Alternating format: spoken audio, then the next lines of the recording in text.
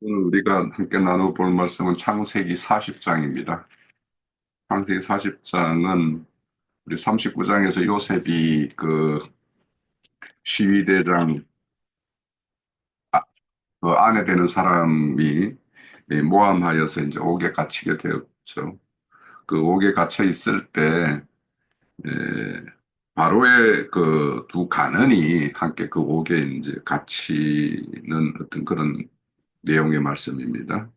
그래서 그 두 가는이 이제 함께 요셉과 함께 있을 때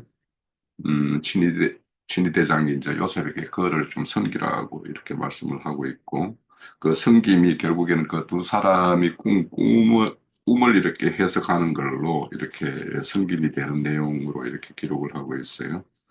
그래서 두 가는 중에서 한 가는은 다시 그 회복되어서 바로 앞에 나아가게 되고 한 사람은 이제 죽게 되는데 그런 어떤 내용을 가지고 오늘 우리가 함께 나누는데요. 제가 오늘 그 질문지는 6개 정도를 이렇게 만들어서 드렸는데, 오늘 뭐 한 3분까지 이렇게 다루면 되지 않을까 싶기는 한데, 만약에 빨리 진행이 되면 뭐 더 다루도록 하고요.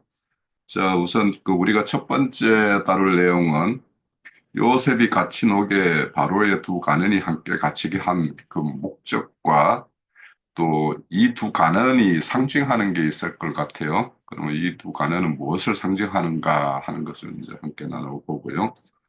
두 번째는 친위대장이 요셉에게 두 가난을 섬기라고 이렇게 해요. 그러면 그 친위대장이 섬기라는 것과 요셉이 직접 섬기는 것은 두 차이가 있을 수도 있을 것 같아요. 그래서 그런 어떤 내용에 대해서, 이 섬김에 대한 내용, 이런 거에 대해서 한번 살펴보고요. 그리고 세 번째는 이제 꿈을 통한 계시성, 그 꿈을 해석한다는 의미와 꿈 해석을 요셉에게 하게 한 이유가 무엇일까 하는 것을 함께 나누어 봅니다. 자, 요셉은 그 본인 스스로가 이렇게 꿈꾸는 자라고 이제 형제들로부터 꿈꾸는 자가 우리에게 온다 이렇게 이제 말을 하는 것도 있었죠. 그래서 이제 꿈과 관련해서는 요셉이 이제 이렇게 그 일가견이 있는 사람인데 오늘 이제 다른 두 가문의 어떤 꿈을 해석하는 내용, 그 내용에 대해서 다루고 있습니다. 자, 시작을 할게요. 네, 1번 보면 1번과 2번이 이걸 따로 해가지고 질문 대답하려고 하면 그 막 너무 힘이 들어요. 음, 이게 이거를 어떻게 대답을 만들어가지고 이렇게 해야 될지 너무 힘든 것 같아요. 그래서 1번, 2번은 같은 질문이라고 보고 이렇게 한번 말해볼게요. 근데 그 요셉이 그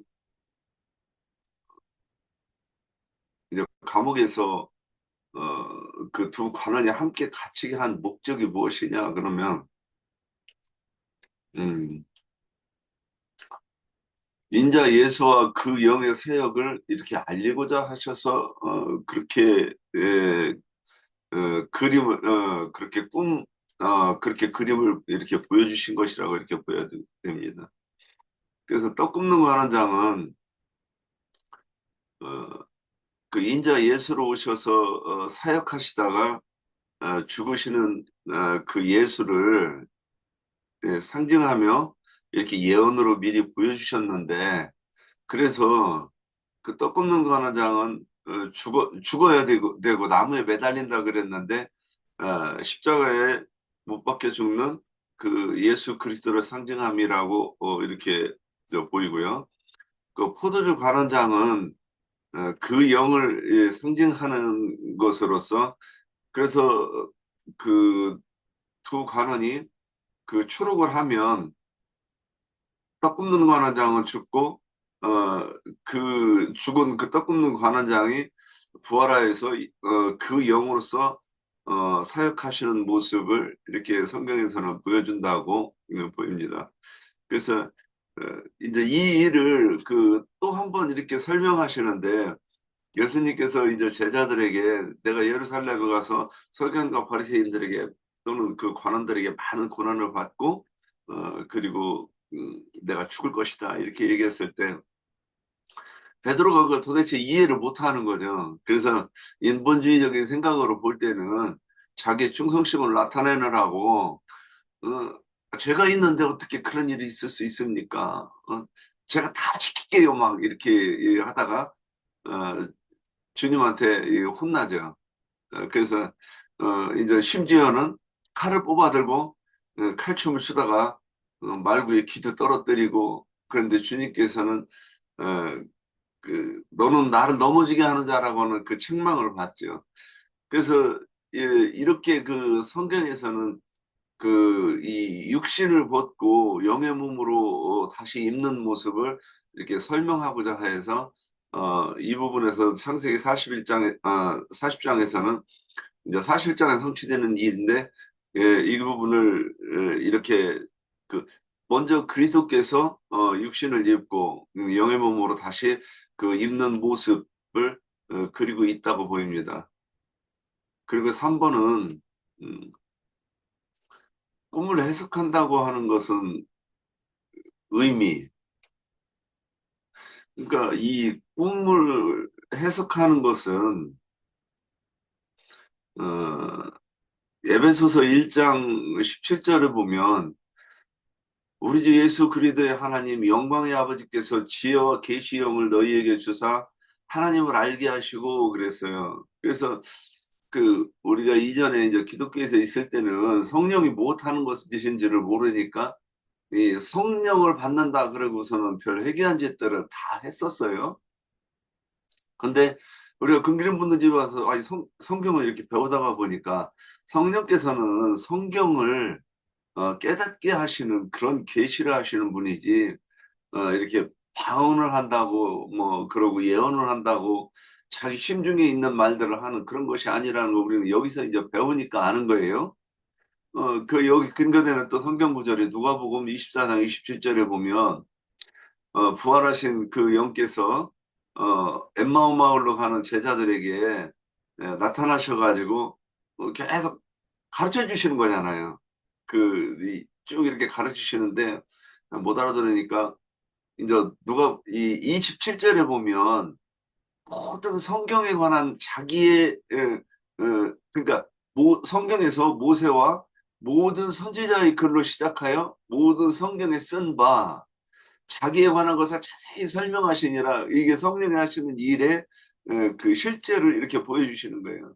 그래서 성령께서는 우리한테 성경의 모든 그 전권을 통하여서 그분의 기록된 것을 깨닫게 하는 근거로 우리를 깨닫게 하시고 생각나게 하시는 것으로 이제 이렇게 이해를 해요. 그래서 어, 요셉이 꿈을 해석한다고 하는 것은 그런 의미가 그러니까 어, 성령께서는 우리에게 계시의 영으로 우리에게 임하실 것을 이렇게 보여주는 것 아닌가 보입니다. 예, 여기까지입니다. 그 질문 우리 윤 형제가 제대로 한 것 같아요. 저도 그렇게 같이 생각을 해봤어요. 그리고 2번은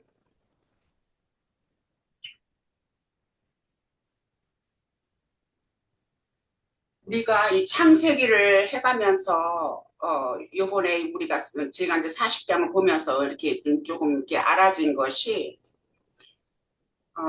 창세기 1장에 나오는 그 6일 창조를 볼 때에 4, 5, 6일은 예수님의 사흘길이다 하는 것을 우리가 배워서 알잖아요. 그런데 이제 여기서 이제 사흘길이라는 거는 이제 예수님의 사흘길을 얘기를 하는 것인데 시작은 어떻게 됐냐면은 아브라함과 이삭과 야곱과 그리고 지금은 요셉이거든요. 그래서 그것이 하나님이 이렇게 아브라함은 우리가 또 아버지를 우리가 이해를 하고 영적으로 또 이삭은 예수님으로 이해를 하고 야곱은 성령이고 요셉은 이제 이기는 자로 성령을 받음으로써 이제 이기는 자로 우리가 이해를 할 수 있잖아요. 그랬기 때문에 여기에서 요셉에게 두 관원을 섬기라고 한 것은 두 관원이라는 것은 아까 윤 형제님이 얘기를 했듯이 율법으로 인해서 죽은 예수님과 또 술 관원은 그 영으로 부활하신 예수님을 얘기를 하는 것인데 섬기라고 하는 것은 그러면은 믿는 것이 아닌가 하는 것으로 생각을 해봤어요. 그래서 맨 처음에는 여기에서 시중 4절에는 친위대장이 요셉에게 그들을 수종들게 하매 그랬잖아요. 그랬기 때문에 그것이 곧 섬기는 것인데 말하자면 그러는데 이제 그것은 아랫사람이 수종을 들지요. 뭐 물론 섬기는 것이 하늘에서는 제일 높은 지위다 하고 얘기는 하지만 그러나 우리가 수종을 든다 흔히 그러면은 아랫사람이 수종을 들고 말하자면 심부름을 한다든가 뭘 한다든가 해서 수종을 드는 걸로 그렇게 이해를 한다면 섬기는 거는 믿는 것이 아닌가 하는 것을 그렇게 생각을 해봤어요. 그리고 3번에는 꿈을 통한 계시성과 그 꿈을 해석한다는 의미와 꿈 해석을 요새로 하게 한 이유는 했는데 계시성이라는 것은 하나님께서 보여주시는 거잖아요. 그래서 하나님께서 말씀하시고자 하는 어떠한 의도다. 그리고 그 꿈을 해석하면 하나님의 의도를 옳게 이해하는 것이겠죠. 그러니까는 성령을 받은 자가 할 수 있는 것이겠죠. 그것도 이기는 자들이. 그래서 하나님께서는 37장에서부터 요셉의 꿈을 통하여 그에게 택한 자임을 알게 하셨고 또한 요셉이 아비 집을 떠난 후로도 인생에서는 힘든 여정이 있었지만은 항상 그와 함께 하시며 범사에 형통하셨기 때문에 요셉은 이미 영적으로는 하나님과 온전히 교통하는 그러한 수준이었다. 그랬기 때문에 자기 스스로도 말씀에도 본문에 보면은 해석은 하나님께 있지 아니하나이까 하고 이렇게 말을 할 수 있을 정도로 그는 하나님과 친숙한 거지요.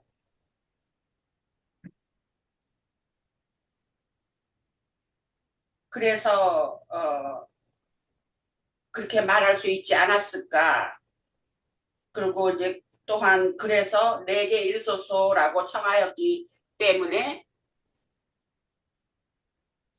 그 간원장들한테 그렇게 얘기를 했잖아요. 그랬기 때문에 꿈을 해석하게 된 것이 아닌가 하는 것으로 생각을 해봤습니다. 네, 섬기는 것은 예, 간원장을 섬기라는 것과 요셉이 이들을 섬겼더라. 그거 하다 보니까 마태복음 20장에 26절에 보면요. 너희 중에 그렇지 아니하야 하리니 너희 중에 누구든지 크고자 하는 자는 너희를 섬기는 자가 되고 너희 중에 누구든지 으뜸이 되고자 하는 자는 너희의 종이 되어야 하리라. 인자가 온 것은 섬김을 받으려 함이 아니라 도리어 섬기려 하고 자기 목숨을 많은 사람의 대속물로 주려 함이라. 그렇게 말씀하셨거든요. 이게 여기 요셉은 예수 그리스도를 말씀하시는 거니까 주님은 자기를 낮추사, 여기서도 크고자 하는 자는 너희를 섬기는 자가 돼야 되고, 음, 으뜸이 되고자 하는 자는 너희의 종이 되어야 하리라.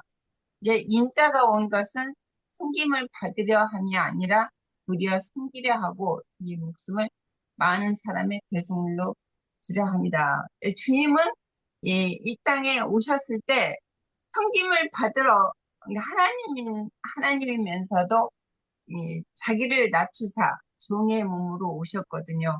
여기도 요셉도 지금 종이잖아요. 종으로 팔려갔기 때문에 이게 이들 선원장들을 이제 섬기는 것은 주님이 여기 마태복음 말씀하신 것처럼 자기를 낮추사 이제 섬기는 자세로 종의 몸으로 땅에 오셨다는 것이죠. 예, 여기까지고요. 그 3번은 섬기는 꿈 이상을 말씀하셨는데 예, 이 꿈이라는 것은 꿈을 해석한다는 것은 이상과 계시를 말씀하시는 것 같아요. 민수기 내가 12장 6절을 보니까 이르시되 내 말을 들으라 너희 중에 선지자가 있으면 나 여호와가 환상으로 나를 그에게 알리기도 하고 꿈으로도 그와 말하기도 하거니와 그렇게 말씀하셨거든요. 이게 이 선지자나 수도들은 다 보면은 계시와 이상을 보고 앞으로 주님이 영으로 자기들한테 말씀하신 계시를 또 다른 사람한테 전하기도 하고 앞으로 될 일을 이렇게 전한 거잖아요. 이게 꿈을 해석하는 것은 이제 다니엘서 보면은 다니엘서리 하나님이 이렇게 자기에게 이렇게 말씀을 주어서 그 꿈을 해석하는 것이지 자기가 해석하는 것이 아니다. 이렇게 말을 했거든요. 이게 계시록에서 보면은 여기 사도들이나 선지자들이 다 그 이상과 계시를 통해서 이렇게 예, 기록된 말씀이잖아요. 계시록 1장 한번 볼게요. 1장 예수 그리스도의 계시라 이는 하나님이 그에게 주사 반드시 속히 일어날 일들을 그 종에게 보이시려고 그 천사를 그 종 요한에게 보내어 알게 하신 것이라. 예, 요한은 하나님의 말씀과 예수 그리스도의 증거, 곧 자기가 본 것을 다 증언하였느니라. 이 예언의 말씀을 읽는 자와 듣는 자와 그 가운데 기록한 것을 지키는 자는 복이 있나니 때가 가까움이라. 이게 이 예수 그리스도의 계시를 통해서 이 사도들에게 다 앞으로 될 것을 지금 일곱 교회들에게 말씀하라고 요한을 보냈잖아요. 그런 것처럼 이 꿈이라는 것은 이상과 계시를 통해서 하나님이 알게 하신다. 그것을 이제 그걸 요셉이 해석해서 다 풀어주는 거잖아요. 그런 게 아까 윤영재님이 얘기했듯이 두 간원장이 꿈을 꿨는데 이것은 사흘이라고 했어요. 요셉이 사흘이다. 그리고 그 떡간원장은 이제 그 떡 세광줄이 머리에 있었는데 그 새가 와서 그걸 다 그 살을 쪼아 먹었다. 그 나무에 달렸다는 것은 아까 얘기했듯이 주님의 십자가의 죽으심을 말씀하시는 거고 이제 포도를 맡은 간원장은 부활 생명, 그리스도의 부활 생명을 말하는 것이 아닌가. 나도 그렇게 생각을 했어요. 네. 저기 2번 아까 이렇게 이제 이걸 어떻게 대답해야 되나 해가지고 말았는데 이게 또 더듬을 때라도 한 번 더 얘기를 해보고 싶었어요. 요셉이 두 관원을 섬긴다 하는 것에 대해서 이렇게 이제 질문을 했는데, 이제 요셉이 그 감옥에서는, 보디발의 집에서는 가정충무로 일했고, 감옥에서도 충무로서, 그가 일을 하였습니다. 그런데 그러면, 그 다음에 이제 이후에 그 옥에서 나와서는 이제 충무 일을 하였는데, 애굽의 총리가 되었는데, 하여튼 어디에 있든지 그 모든 지회의 대소사를 관장하는 그런 일을 하는 이렇게 위치로 이렇게 그려진 것 같아요. 그러면 감옥에서도 이제 충무 일을 할 때 그러면 이게 뭘 얘기하는 것인가? 그래서 인자 예수로 있을 때의 그 이 천국 복음을 전하는 그 인자 예수를 상징하는 것이고, 또 이후에는 음 그가 베드로전서 3장 18절 19절 지난번에도 인용했는데, 그리스도께 단번에 죄를 위하여 죽으사 의인으로서 불의한 자를 대신하였으니 이는 우리를 하나님 앞으로 인도하려 하심이라. 그래서 육체로는 죽임을 당하시고 영으로는 살리심을 받으셨으니, 그러면 그가 또한 영으로 가서 옥에 있는 영들에게 선포하니라. 지금 이제 그 애굽의 총리로서 그 사역을 하는 것은 성령으로서 이 세상에 그 복음을 전하는 그 영이라고 이렇게 이제 연결이 이렇게 돼요. 그러면 그 일이 이제 그 그 일을 하는 것이 뭐냐면 이 세상을 섬기는 모습이라고 할까? 그렇게 이렇게 보면 되는가?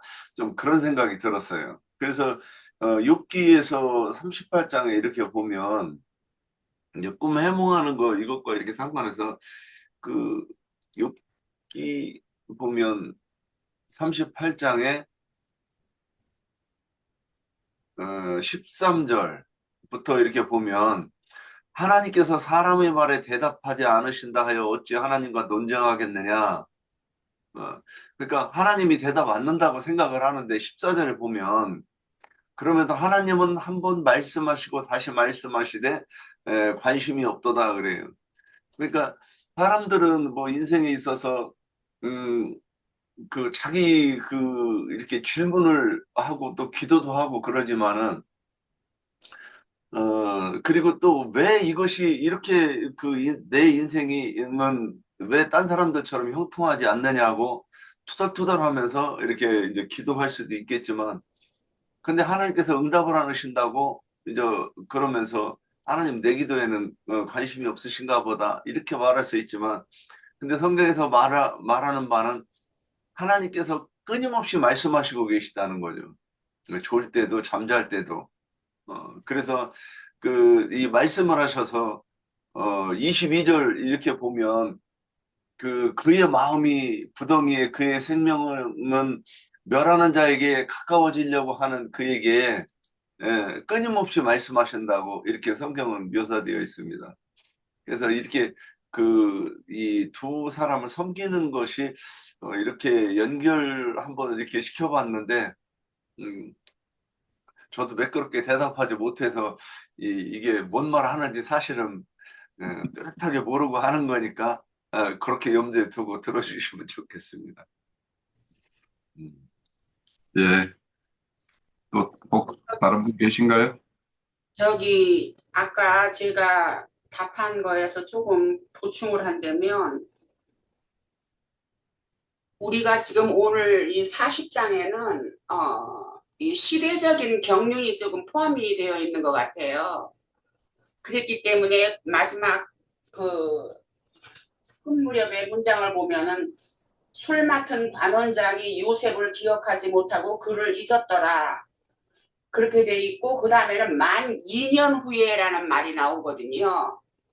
그래서, 그리고 또한 요셉은 이제 아까 제가 술 맡은 관원장은 부활하신 예수님에게 성령으로 임하시는 그거를 얘기를 했는데, 그랬기 때문에 2년 후라고 하는 것도 이제 다음에는 또 형제님이 그걸 질문을 하실 수가 있어요. 근데 이제 그것도 이제 시대적인 어떤 경륜이 포함이 되어 있는 것 같기도 하고, 또한 그 형제들이 나중에 돌이키고 저기 하는 것도 또한 거기에 맞춰서 시대적인 경륜에 속한 일이다 하는 것이 생각이 돼요. 그래서 아까 저는 그걸 믿음이라고 섬긴다고 하는 거를 믿음이라고 하는 그 답에 있어서는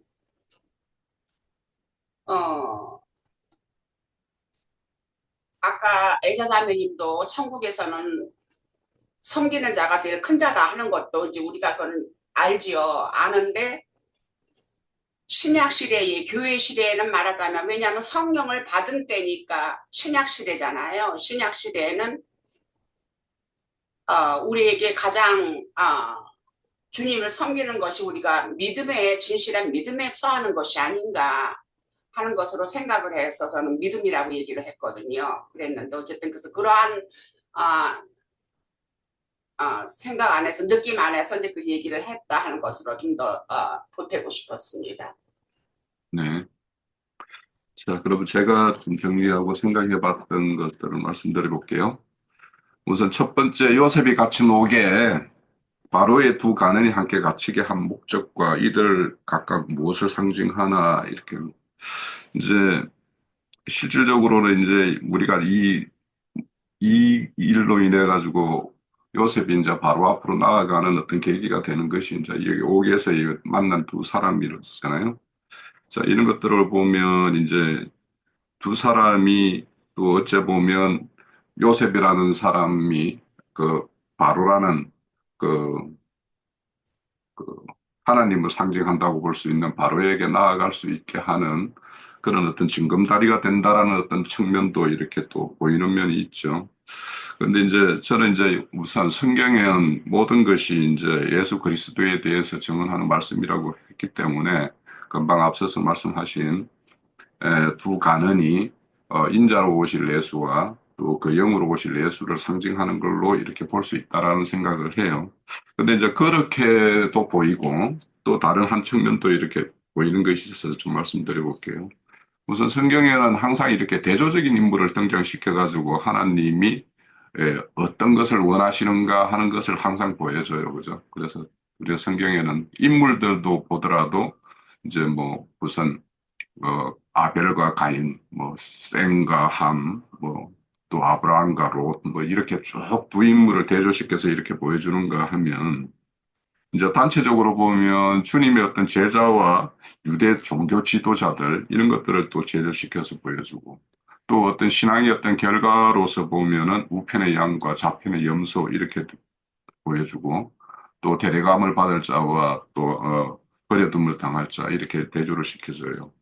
그래서 이제 결국에는 이런 어떤 인물의 등장은 그런 어떤 대조성을 가지고 있기 때문에 우리가 이렇게 대조적인 어떤 관점에서 이렇게 봐야 될 것 같다라는 생각도 들어요.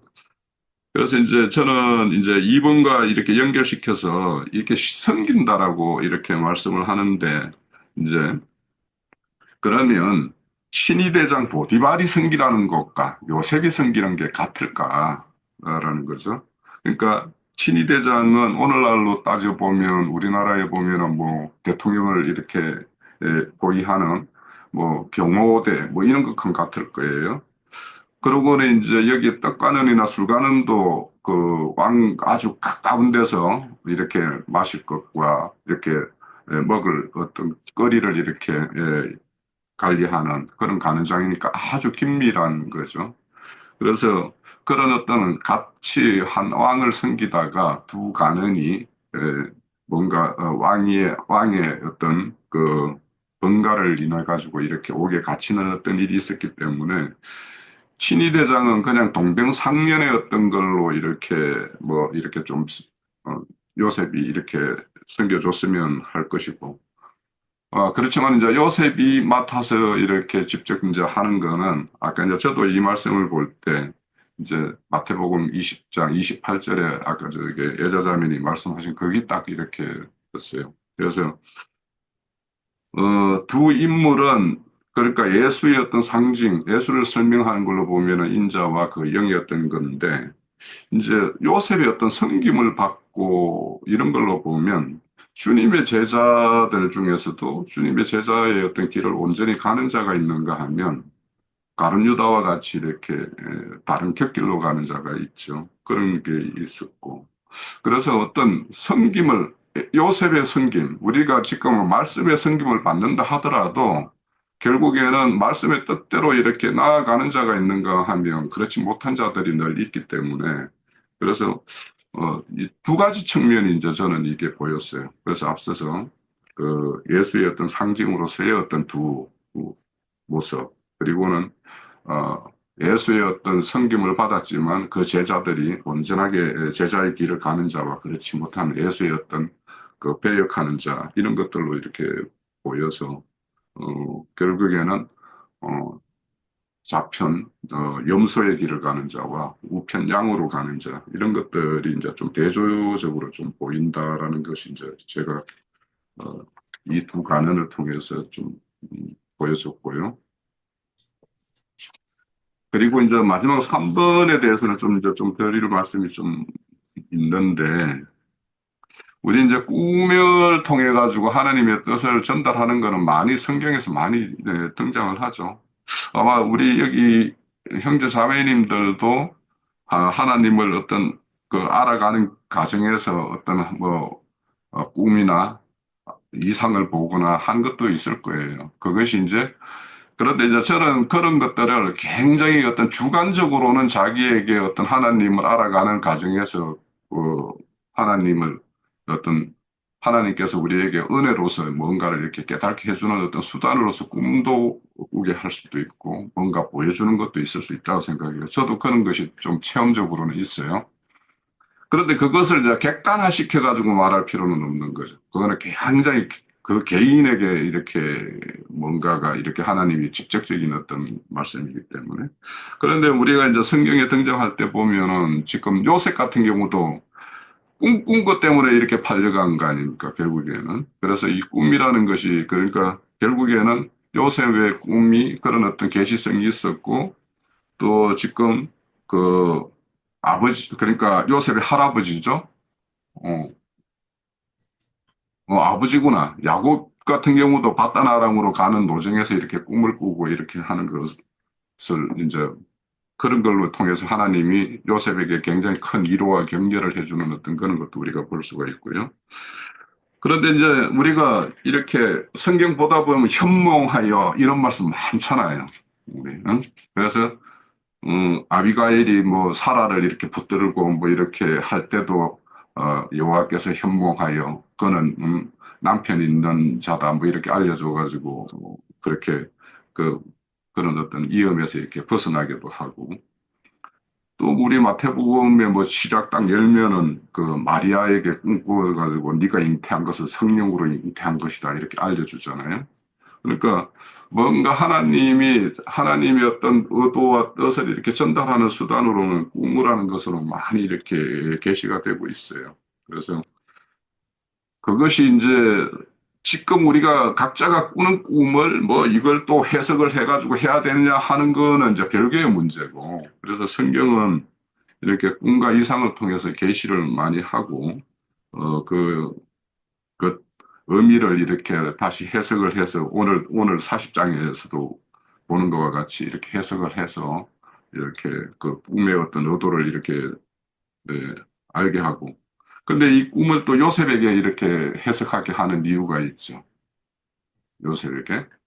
그러니까 이게 항상 하나님이 이 요셉이나 다니엘 같은 경우에는 꿈을 해석하는 도구를 통해 가지고 왕에게 나아가게끔 만들거든요. 그리고 가서 왕의 가장 이인자로서 총리로서 다 이렇게 일을 이렇게 하게끔 하는 어떤 그런 것이 있기 때문에 그러니까 이런 어떤 타인의 어떤 꿈을 꾸게 하고 그 꿈을 하나님의 어떤 세운 자, 그 자로 인해서 해석을 하고 또 그 꿈이 그대로 실현이 되게끔 하고 하는 것들을 보면 이 꿈을 통해서 하나님은 하나님의 뜻과 하나님이 계획하신 일들을 이루는 어떤 수단으로 이렇게 삼는 것은 많이 있습니다.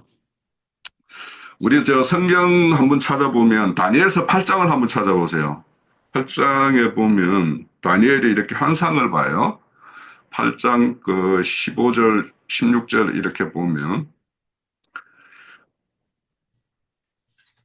그 제가 읽어볼게요. 15절. 나 다니엘이 이 환상을 보고 그 뜻을 알고자 할 때에 사람 모양 같은 것이 내 앞에 섰고 내가 들은 적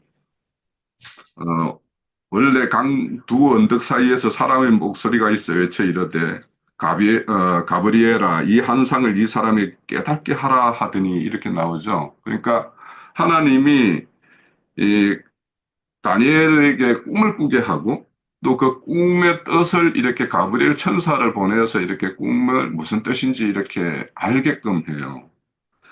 그래서 이런 것들을 보더라도 하나님은 이제 이 꿈을 통해서 또 꿈의 해석을 하나님께서 직접 여기 말씀대로 꿈 해석은 하나님께 있지 않냐 하는 것처럼 가브리엘 천사를 통해서 이렇게 꿈을 해석을 해줍니다. 그래서 이런 것처럼 하나님은 이런 꿈을 통해서 이렇게 말씀을 하는데 또 성경 한 번만 찾아볼게요. 시편 74편 9절을 한번 찾아보세요.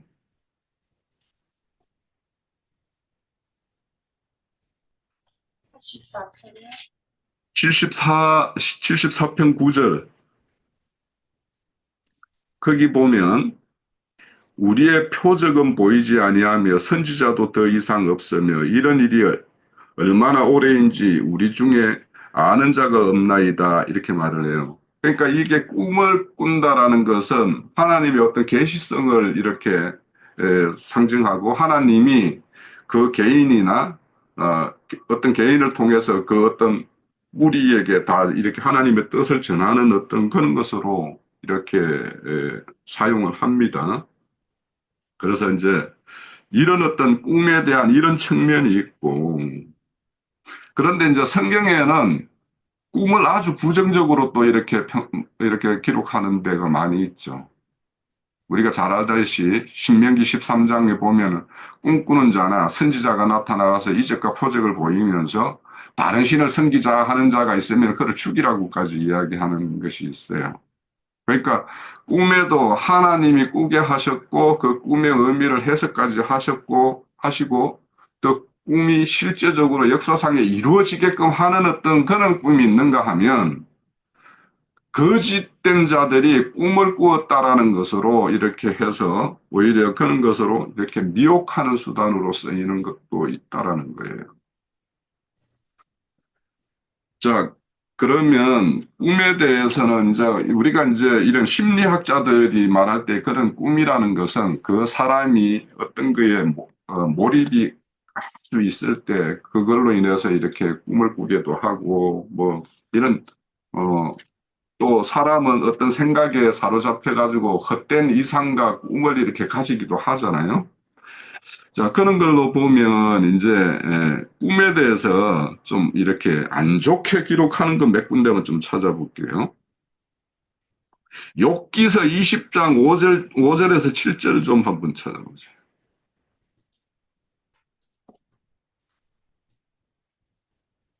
욥기서 20장 5절에서 7절입니다. 자, 제가 읽어볼게요. 악인이 이긴다는 자랑도 잠시요. 경건하지 못한 자의 즐거움도 잠깐이니라. 그 존귀함이 하늘에 닿고 그 머리가 구름에 미칠지라도 자기의 똥처럼 영원히 망할 것이라. 그를 본 자가 이르기를 그가 어디 있느냐 하리라. 그는 꿈같이 지나가니 다시 찾을 수 없을 것이며 밤에 보이는 환상처럼 사라지리라 이렇게 말씀을 해요. 그러니까 이런 어떤 꿈과 환상으로 그러니까 어떤 사람이 자기의 어떤 그 현재의 어떤 상황을 오해해가지고 그걸 큰 자랑으로 삼거나 그것이 영원한 기쁨인 것처럼 이렇게 착각하는 자들에게 그것이 잠시 지나가는 꿈이다. 밤에 보이는 환상과 같다. 이런 걸로도 이렇게 표현하는 것이 있고요. 그 이사야서 29장 7절에서 8절에도 보면 이제 이런 말씀이 나와요. 아리엘을 치는 열방의 무리, 곧 아리엘과 그 요새를 쳐서 그를 공고하게 하는 모든 자는 꿈같이 또 밤의 한상같이 되리라 이렇게 말씀을 해요. 그러니까 아리엘은 예루살렘의 어떤 애칭인데 예루살렘을 치는 어떤 열방의 무리들, 그러니까 이 이사야 같은 경우는 이제 아수르를 통해 가지고 예루살렘을 치기도 하고 이제 나중에는 어, 뒤에 가면 이제 바벨론을 통해서 이제 이 예루살렘을 치기도 하는데 그런 그 치는데 동원되었던 자들이 자기의 어떤 힘과 이렇게 자기가 가지고 있는 그런 어떤 세력의 어떤 힘을 이렇게 막 그것이 언제 영원할 거냐 이렇게 생각하는 거 이런 것들이 이제 꿈과 환상과 같다라고 이렇게 말씀을 하고 있고요. 이제 마지막으로 한 군데만 더 찾아보면 전도서 5장 1절에서 3절을 한번 찾아볼게요. 전도서 5장 1절에서 3절에 보면 뭐 3절 한 절만 읽어봐도 될 것 같기는 해요. 3절에 보면 걱정이 많으면 꿈이 생기고 말이 많으면 우매한 자의 소리가 나타나니라 이렇게 말을 해요. 사실은 이제 우리가 악몽을 꾸는다 뭐 이런 것들도 사실은 뭔가를 막 걱정거리, 근심거리가 있으면 그거에 의해서 이렇게 심리적으로 눌려서 이렇게 꿈을 꾸기도 하고 이렇게 하는 것들을 볼 수가 있죠. 자, 그래서 꿈이라는 것은 이와 같이 인간의 어떤 그런 개인의 어떤 그 관심 사항이나 어떤 심리적인 어떤 상태 이런 것들이 반영된 어떤 그런 꿈과 이상도 있을 수 있어요. 그래서 성경에서 말하는 어떤 꿈이라는 것과 그런 인간의 어떤 개인의 어떤 그런 심리 상태에 따라서 꾸는 어떤 꿈을 우리가 엄격하게 구분해야 되기 때문에 이런 어떤 꿈이라는 것에 대해서 이제 이 시대에 우리가 누가 꿈을 꾸었다라고 하고 그렇게 하면 그 꿈을 통해서 내가 하나님을 더 이렇게 믿고 신뢰해 가는 어떤 그런 것이 된다라면 그 꿈이라는 것은 유용한 것이고 자기에게 하나님이 뭔가 이런 도구로서 믿음을 대해주는 어떤 그런 계기가 되겠지만 그렇지 않은 것들이 이제 많이 있을 수 있기 때문에 그래서 꿈꾸는 자가 이렇게 꿈꾸었다 하는 자. 한 군데만 더 찾아볼게요. 에레미야 23장 한 군데만 찾아봅시다. 23장 25절에서 28절입니다.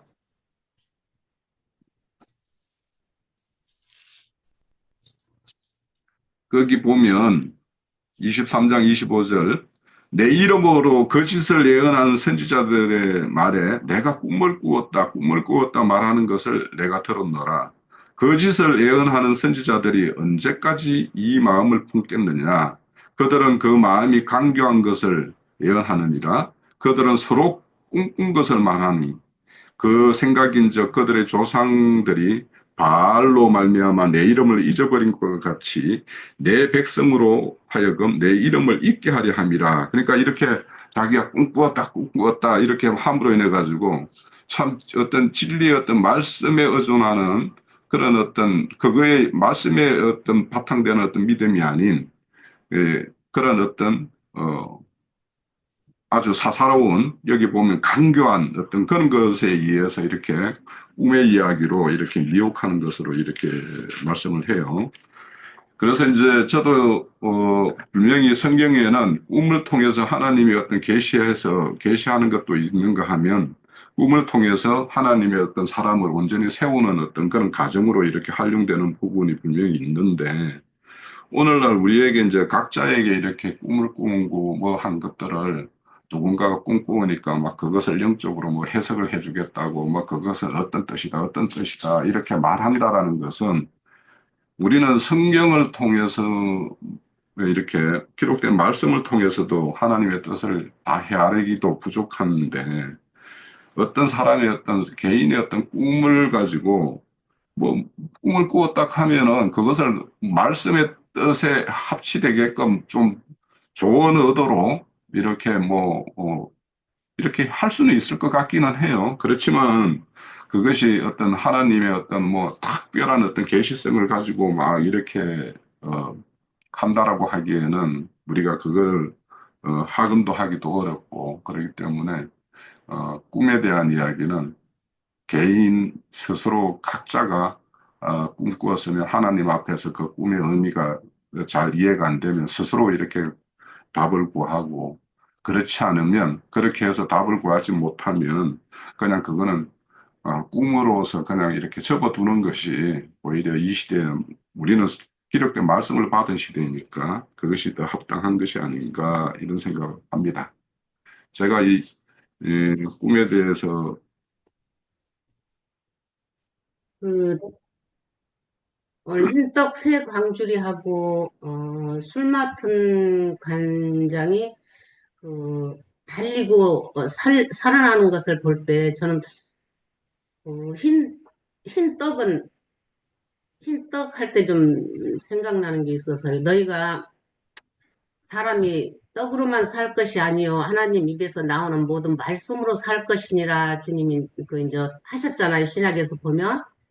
근데 이제 흰 떡을 꿈낀 사람은 머리에 그게 있었어요. 그래서 그걸 보면서 하나님의 말씀을 머리로만 이고 있는 것을 오늘 이거 보면서 머리로 아는 것만 가지고 이렇게 했던 사람과 성령, 주님이 기름 부어줌을 받은 자는 살아나고 머리로 알고 있는 머리에 흰떡을 쥐고 있었으니까 그 한 사람은 달렸는데 저는 이 두 가지를 보면서 요셉 자신을 주님이 보여준 게 아닌가. 그 사람들이 꿈을 꾸면서 요셉이 이 꿈을 해결했다는 것은 요셉 자신이 지금 머리에 흰 광주리를 이고 있던 것은 자기가 알고 있던 것, 그것을 주님이 이 두 관원을 보고 말이겠지만 결국은 요셉 자신을 주님이 보여주게 하기 위해서 요셉이 그 꿈을 이거 푸른 것 같아요. 그래서 그 꿈이 실제로 달린 사람은 이제 없어진 거잖아요. 그러면 요셉이 여기서 2년 후에는 이제 41절에 나오는데 41장에 가기까지는 요셉이 이 옥에서 그 음료를 그 여기 거기에 나오잖아요. 그 신의대장 집안에 있는 옥에 40장 2절에 보면 옥에 가뒀다겠어요. 그러면 그 옥에서 어떻게 보면 이제 우리가 인생을 살아갈 때 주님한테 어떤 환경이 오면은 꼼짝 못하고 거기 가대서 주님이 이제 됐다고 할 때 그때 풀어줘야 되잖아요. 그래서 히브리서 10장에 보면 하나님 손에 빠져 들어가는 것이 무서울진저 했던 것이 지금 옥에 요셉이 하나님 손에 빠져 들어갔다고 봐요. 왜냐면 꿈을 통해서 그걸 이루어가는 과정인데 여기서는 지금 술 맡은 자 이 둘로 나눠져 있지만 저는 다 요셉의 한 사람으로 좀 봐져요. 오늘 이렇게 말씀 보면서 내가 알고 있던 그 모든 것들 그것을 깨부시기 위해서는 그냥은 안 부서지잖아요. 우리가 이론과 그런 것들을 할 때는 처음에는 많이 알아요. 그랬다. 이거 주님이 알게 했었는데 어느 순간에 가다 보면 그것도 내가 한 거예요. 그것이 반복적으로 계속 사흘길을 여기 두 번 접했단 말이에요.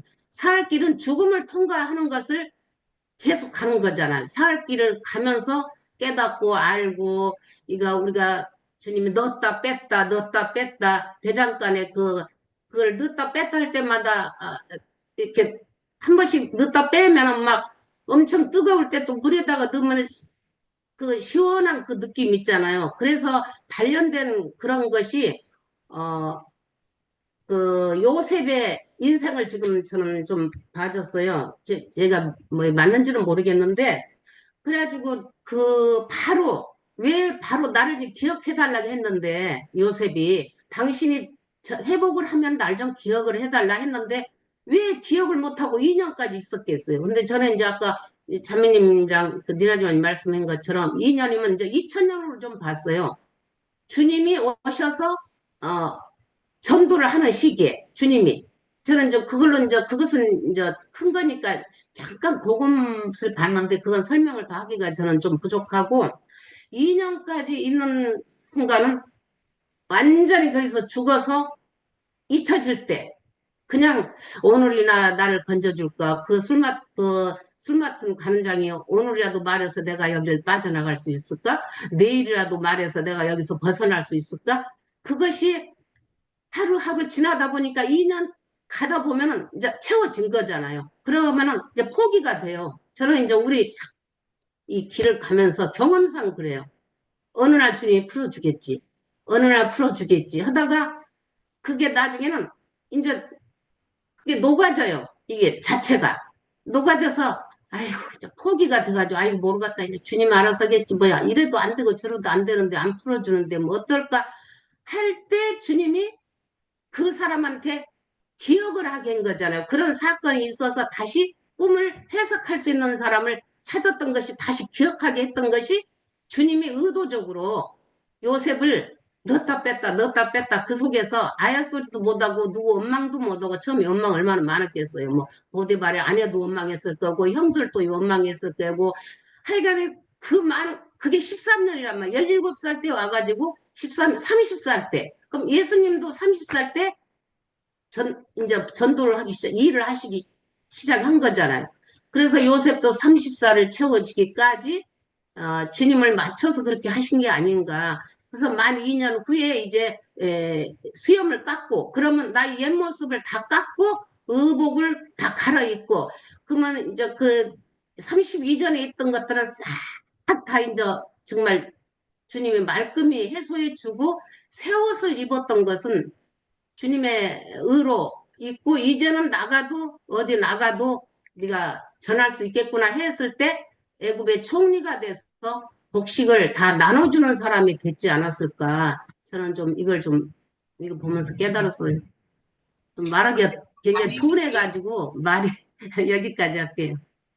떡과는 쟤들이 지금 다 여러 방면으로 증거한 것과 같이 선악을 알게 하는 나무 실과를 따먹은 사람, 첫사람이라고 그러는데 인자 예수로 오신 분은 첫 아담으로 오셨으니까 그리고 그 영으로 재림하신 분은 둘째 사람 마지막 아담으로 오셨으니까 성령이 교회들에게 하시는 말씀과 인자께서 하시는 말씀, 그 말씀 때문에 죽는 거니까 뭐 다 우리 시체들이 오늘 증거한 것은 다 증거가 됐다고 생각해요. 더 이상 할 필요가 없네.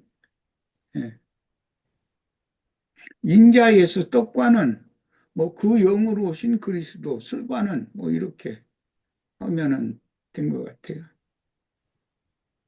예. 거기서 늙은이라는 표현이 율법 관념을 벗지 못한 옛사람 뭐 그런 것과도 관계가 되는 말일 거예요. 그러니까 구약 시대에는 하나님이 꿈으로 말씀하셨다고 되어 있지만 신약에는 이상을 이렇게 계시를 보여주셨다. 그런데 사람은 그걸 받으면 깨달으면 계시를 받아들여서 깨달아지면 이상을 깨달았다. 이렇게 표현을 하니까 구약 시대에는 꿈꾸는 것으로 신약 시대에는 계시를 이상으로 깨닫는 것으로 계시받는 자 외에는 하나님과 그의 보내신 자 예수를 알 수가 없다 그랬어요. 이것은 신약 구약은 모두 다 꿈을 꾸는 것으로 모형이니까 이렇게 표현을 했고 선지자들의 사명을 맡길 때 꿈을 꾸는 것으로 했고 신약 성경은 계시를 해주시는 것으로 이렇게 표현을 했어요. 우리가 꿈이라는 건 자다가 꿈꾸는 게 아니고 하면서 꿈꾸는 게 아니고 뭔가 소망을 갖는 거. 우리가 예수를 믿으면 이 땅의 것은 다 버리고 하늘의 것을 향해서 가는 거잖아, 길을. 그것이 꿈이라고 말할 수 있지. 지금 내가 말하는 거는 똑같은 하나님의 말씀을 받는 것인데 그 방법이 구약 시대에는 꿈으로 보여주셨다고 하고 신약 시대는 계시해 주셨다 이렇게 표현이 됐다는 거예요. 구약 시대는 소망을 갖고 있었다는 거라고 말할 수도 있죠. 그러니까 영적 저는 아까 애자자매님께서 민수기 12장의 말씀을 이렇게 할 때, 보면 선지자들에게는 환상을 보여주기도 하고, 뭐 꿈으로도 이렇게 보여주기도 하고 하지만 모세에게는 대면에서 이렇게 말로서 이렇게 전했다라고 이렇게 하는 것을 이제 구분해서 이렇게 말씀을 해요. 그러니까 그런 걸로 보면 우리는 이 말씀이 하나님이니까 말씀을 통해서 하나님과 대면해가지고 말씀 속에서 뭔가 뜻을 헤아리고 계시를 받고 하는 게 지금 우리 이 시대에는 그게 맞는 거겠죠. 구약 시대에는 선지자들에게 꿈이라는 방법으로는 꿈은 명확하지가 않은 거잖아. 불분명하잖아. 그러나 계시록은 무슨 요한에게 꿈을 보여주셨다 그런 말이 없잖아. 계시해 주셨다 이렇게 돼 있으니까 그걸 구분하면 되는 거예요. 그 민수기 12장에서 그들에게는 꿈으로 계셨고, 모세에게는 대면했다 그러는데, 그거는, 모세가 깨닫는 그 정도가 좀 더 확실하게 이렇게 밝았다. 그런 명확하다 그 뜻으로, 말이. 이해해야 되지 않는가, 이런 생각이 이게 듭니다. 꿈으로 보여주는 것은 구약 시대의 선지자들은 명확하지가 않은 거예요. 말하자면 그렇게 이해를 하면 된다고. 요한은 여기 계시록의 요한은 바울이나 요한은 이건 나에게 보여준 건 계시를 보여주셨다.